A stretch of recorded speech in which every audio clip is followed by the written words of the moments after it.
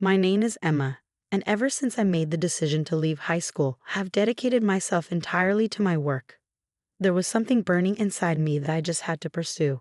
Despite their concerns, my parents stood by me and supported my choice. I owe so much of where I am today to their unwavering encouragement. Lately, they've shared with me their thoughts of potentially letting go of our family home, a place steeped in history passed down from my grandparents. Though it's been updated over time, the wear and tear of many years is starting to show. With my parents aging, they're contemplating a move to a more accessible apartment and the possibility of saying goodbye to our beloved family house. As I came to terms with the reality of our aging family home, I suggested to my parents that we find a new place to live together. I acknowledged that my own life might take me in different directions, possibly towards marriage, but I wanted to repay my parents for their unwavering support while still honoring the choices I made in my youth. And so we made the transition to a new apartment. This new space offered us more rooms than our old house, and its elevated position delighted my parents with its panoramic views and the added bonus of a hobby room. As we settled into our new home, enjoying the peace and harmony of our shared space, I received an unexpected call from my younger sister, Jane, a relationship strained by her lingering disapproval of my past decisions, particularly my choice to leave high school. "Why are you quitting high school, Emma?" Jane's voice dripped with disdain. "I don't want any of my friends to find out that my sister dropped out of high school because it's embarrassing. From now on, pretend we don't know each other." Despite attending different high schools, Jane seemed to regard my decision to leave as a stain on her reputation. With her nose perpetually pointed upwards, attending a more prestigious school, she never missed a chance to belittle me. Her favorite refrain, "Emma is stupid," echoed through our conversations, each insult eroding my confidence a little more. Her words cut deep as she mocked my ambitions, taunting, "There's no way you're going to succeed in what you want to do. You can't even understand that, Emma, because you're stupid." Enduring Jane's constant barrage of criticism became unbearable. Every day felt like a battle as she reminded me of the disappointment I brought upon our parents. Exhausted and fed up, I resolved to forge my own path. As soon as I started earning money from part-time jobs after dropping out of high school, I packed my bags and left home, determined to prove Jane wrong. 10 years had passed since then, and in that time, Jane had also departed from home. Our once tenuous connection had dwindled to nothing, and even as she embarked on her college journey solo, her ties to our parents grew increasingly faint. When the decision arose to demolish our family home, my parents sought input not only from me but also from Jane. Yet her response was curt and indifferent. "I don't care about that old house. Do whatever you want."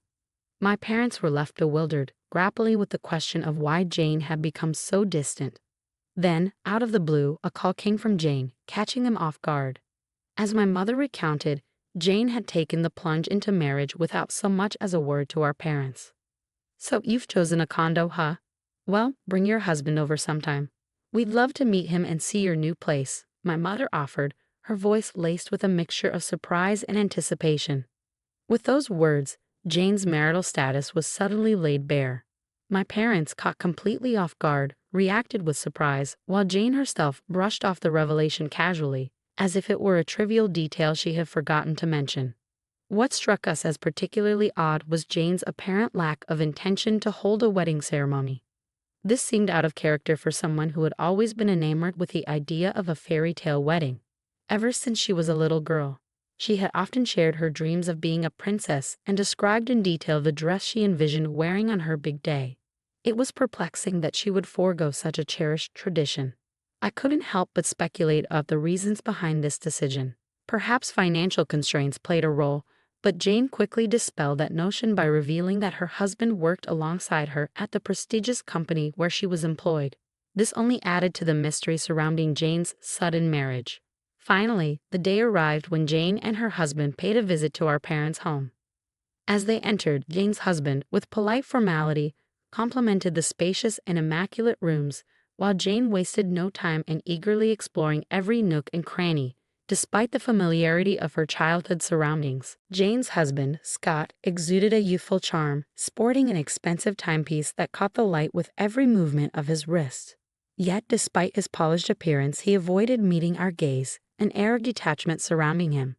After exchanging introductions with our parents, Scott wasted no time in exploring the rooms with the same unrestrained curiosity as Jane. Your parents have quite the place here. The location is perfect, and there's even a shopping mall nearby. You guys lucked out, he remarked. Yeah, we're really grateful. Emma played a big part in finding this place, my mother chimed in, offering a warm smile in my direction. It was nothing, I replied modestly, but Jane couldn't resist the urge to make a cutting remark. Really? You have an older sister. I didn't even notice. With such a beautiful and lavish home, I would have expected someone more impressive, she sneered.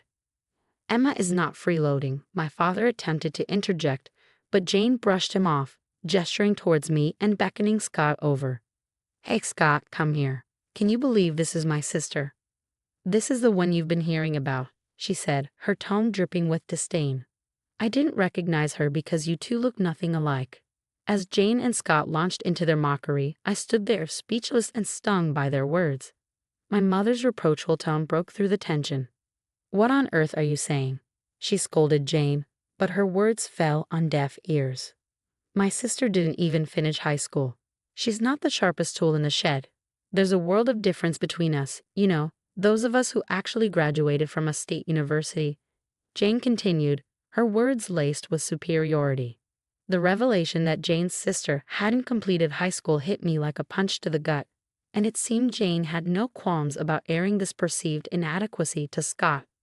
If she harbored such embarrassment about having someone like me in her family, it was no wonder she felt the need to distance herself. With laughter still lingering in the air, Jane and Scott stepped into my room, their conversation flowing uninterrupted. And then, oh, Jane exclaimed, gesturing towards the walls adorned with comic books. What's with all these comic books? It's kind of creepy. Are you still into that nerdy stuff? My room served as a sanctuary for my passion, comic book art. Each wall was adorned with colorful panels and characters, a testament to my dedication to the craft. Jane, with her distaste for such subcultures, couldn't comprehend my fascination. She was the outgoing type, whereas I found solace in the world of comics. Just as she couldn't fathom my introverted nature and love for comics, I struggled to understand her penchant for heavily applied mascara. Well, I'm a comic book artist. These are all my references, I explained, standing proudly amidst my collection. You're probably not even a successful comic book artist, are you? Still mooching off mom and dad, it's disgraceful. Just get out already, Jane sneered, her words dripping with disdain. Perplexed by her sudden hostility, I stammered. What? Just leave. Scott and I are taking over this house, Jane declared, her tone final. What? Jane, we haven't discussed any of this, both mother and father exclaimed in disbelief. But Jane paid their shock no mind, laughing derisively. Scott and I will look after mom and dad. You're not needed here anymore, so just go. Aren't you embarrassed to still be relying on them? You're not just ugly, you're stupid, she taunted, eliciting a chuckle from Scott. Fighting back my rising anger and my mother's protests, I swallowed my pride and replied, fine. Jane and Scott's brazen behavior had not only stirred up turmoil among my parents, but it had ignited a fierce anger within me as well. I refused to let them off the hook. Reluctantly, I decided to comply with Jane's demand. Fine, I'll pack up and move out in a few days. You and Scott can have the place to yourselves. But don't expect a penny from me, I declared, my voice firm with resolve. Whatever, sis. Just make sure you're out soon, Jane replied dismissively as they prepared to depart. With their parting words ringing in my ears, my parents tried to reassure me. There's no need for you to leave, but fueled by my determination for revenge, I insisted, no, I'm leaving. I already have a place lined up. And true to my word, I wasted no time in making my exit. Jane and Scott wasted no time in settling into our family home. On the day of their move, Jane's voice came through the phone, eager and impatient. Have you moved out yet? She inquired. I'm in the process of leaving now. Don't worry, I responded, feeling a tinge of frustration in my tone. While Jane always maintained a facade of politeness towards our parents, she often showed a different side when it came to discussing me with them. Despite being cherished daughters to our parents, Jane and I seemed to exist in two separate worlds. Our parents had expressed their hurt over hearing Jane's disparaging remarks about me, But it appeared that Jane and Scott remained indifferent to their concerns. Then, just as I had anticipated, a month later, the inevitable call from Jane came. As I answered the phone, bracing myself for what was to come, I heard Jane's voice on the verge of tears. "Emma, the property management company for the apartment just called me. They haven't received the rent." "What's happening?" "They even threatened to evict us if we continue to fall behind." "Why should I pay rent? I don't live there anymore, do I? I heard from Mom and Dad that you were covering the rent as a gesture of gratitude to them." Why the sudden halt? Jane's voice came through the phone, a mixture of accusation and entitlement. "As I've said, I don't reside there, so I'm not obligated to foot the bill. Just get the money sorted." "The utility bills are skyrocketing too," I retorted, growing increasingly disgusted with Jane's persistent nagging. With a huff, I ended the call and dialed my boyfriend, Liam. "Jane wants me to come over. I'm heading to her parents' house." I informed him, my frustration evident in my tone. "Okay, I'll join you. I've been concerned about you, Emma, and it's been too long since I've seen your parents," Liam replied, his voice filled with genuine care. Following my departure from my parents' home, Liam had generously offered me a place to stay. As we contemplated the possibility of marriage, this past month had served as a valuable trial period for us. Accompanied by Liam, I arrived at my parents' house. As I reached for the door, it swung open, revealing Jane, her face flushed with anger. "Did you bring the money? It's only right to pay our dues and show gratitude to our parents," she demanded, her tone sharp with irritation. "Do you think I'm just a struggling cartoonist, Jane? How do you expect me to afford rent for such a luxurious apartment?" I challenged, my frustration simmering. "Well, I don't know, but you've been managing to pay it so far, haven't you?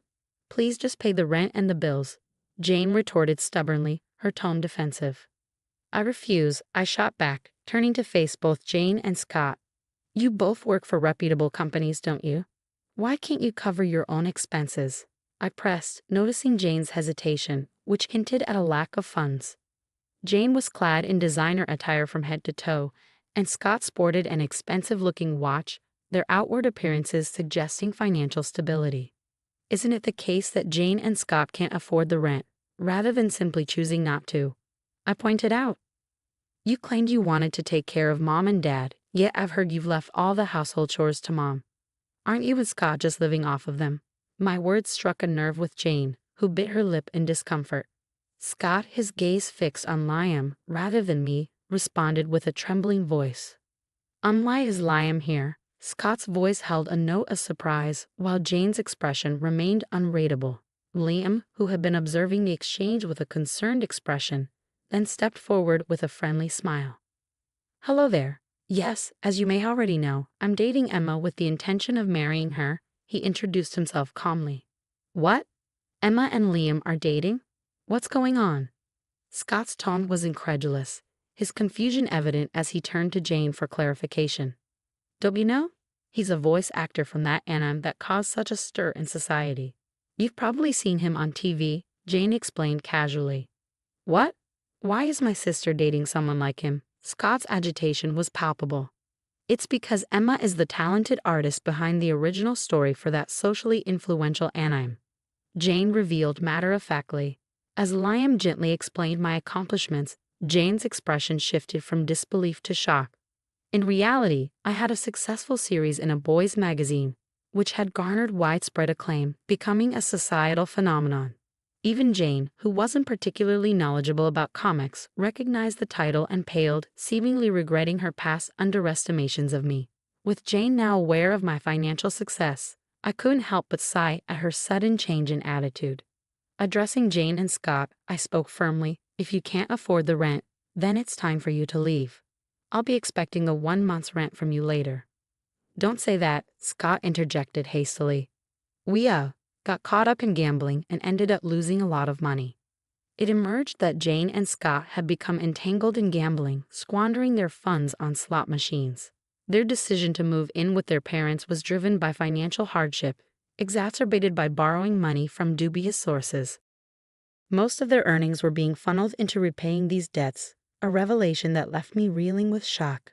I have no intention of aiding Jane, who has continually belittled me. Our parents are relocating, so it's time for you and Scott to vacate immediately. I won't tolerate any further burdens on Mom and Dad. Why are they moving? So you two won't come running to them in need? I can easily envision debt-ridden Jane causing further strife for our parents. If you don't depart promptly, I'll have no choice but to charge you for the second month's rent as well, I declared firmly, leaving no room for negotiation. Reluctantly, Jane and Scott acquiesced with a begrudging okay, and the tense gathering disbanded. Later, my parents, who had been absent during the confrontation, reached out to Liam to extend their apologies. But Liam seemed unperturbed. Perhaps it's best to steer clear of Jane for a while, he suggested calmly, and focus on finding a new place for my parents to settle. With resolve, I swiftly purchased a new apartment and preparations began for my parents to relocate once again. I'm sorry for the trouble, my parents expressed, their voices laden with remorse. It's only right to repay the kindness you both showed me when I made the drastic decision to drop out of high school. I owe everything to your support, I replied earnestly, moved to tears by their unwavering love and encouragement. Despite my parents' emotional reaction, Jane and Scott continued to struggle with their debts. However, I felt no obligation to show them mercy. Therefore, I insisted on full repayment for the rent and utilities I had covered on their behalf. Despite my demands, Jane and Scott failed to repay the money and ceased responding to my calls. Determined to recoup what was owed, I contacted their workplace directly, eventually securing the payment. Unfortunately, this exposed Jane and Scott's financial struggles to everyone at their company, leaving them feeling uncomfortable and exposed. In the midst of these challenges, Liam and I embarked on a new chapter together, eventually tying the knot with the blessings of our parents. Despite severing ties with Jane and Scott as blood relatives, I harbored no ill will towards them and wished them strength and resilience in their endeavors. As for Liam and me, we have found happiness and fulfillment in our shared life together.